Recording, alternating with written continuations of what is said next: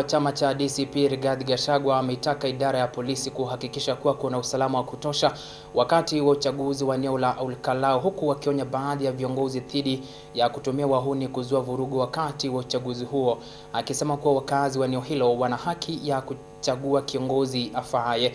Aidha, Gachagua pia amewataka vijana wa eneo hilo kutotumika kuzua vurugu. Mwanahabari wetu Mary Kyalo na taarifa hile kwa kina. Vuta ni kuvute kuhusu chaguzi ndogo za eneo bunge la Olkalau zimezidi kupamba moto. Kinara wa chama cha DCP Rigathi Gachagua akiwaonya viongozi kadhaa kutoka mrengo wa Kenya Kwanza, akiwemo Moses Kuria, dhidi ya kuwatuma wahuni kuvuruga chaguzi zile, akisema kuwa wakazi wa eneo hilo wana haki ya kuchagua kiongozi anayewafaa. Sisi nakwambia wewe Inspector General, weka usalama Olkalau. Wewe Moses Kuria, hapana lete goons Olkalau. Wewe Gikaria, hapana lete goons kutoka Nakuru. Wewe Irene Njoki, hapana lete goons kutoka Bahati.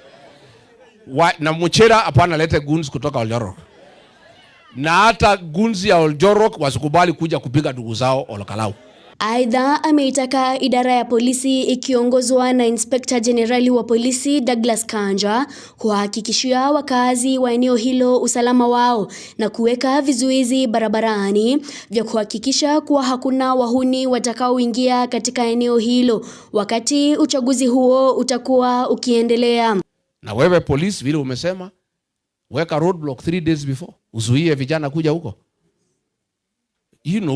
Na polisi wakiamua hakuna goons watakuwa Olkalau, hawatakuja. Na ukiwaona ni polisi wamepanga. Tena wale officers in plain clothes hatutaki Olkalau. Tunataka police officers wakuwe na uniform, ndio tuwaone ni kazi gani wanafanya.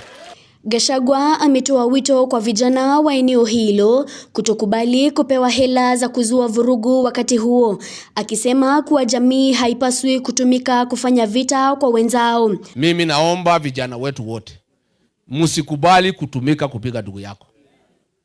We look very foolish as a community. Ya kwamba sisi wenyewe wa Kikuyu ndio tunapewa pesa kupiga wa Kikuyu wenzetu. It's very embarrassing. No communities fight each other. They don't fight their own. Mimi naomba watoto wetu mlimani, vijana wetu mlimani, hata kama hamuna ajira, hata kama mnahangaika, tafadhali namuomba vijana wetu, msikubali kuchukua pesa ya William Ruto kuja kuumiza Wakikuyu wenzenu. Na akiwa mwenye imani kubwa sana, Gachagua amesisitiza kuwa watashinda uchaguzi huo wa Olkalau licha ya semi tofauti kutoka kwa baadhi ya viongozi wa kisiasa. Mimi niseme, mimi najua watu ya Karao watatupatia heshima. Mimi am 100% sure ya kwamba watu ya Olkalau watarudisha heshima ya jamii yetu. Huyu Ruto ametuharibia jina kwa majamii zingine. Anasema ati Wakikuyu ni watu bure, ati hawana msimamo. Mimi naambia watu ya Olkalau, jamii yetu yote iko mkononi mwenu. Tunangoja watu ya Olkalau walegeshe heshima ya jamii yetu. Tunataka Kenya nzima ijue sisi tuko na msimamo. Mary Kyalo, Undugu TV.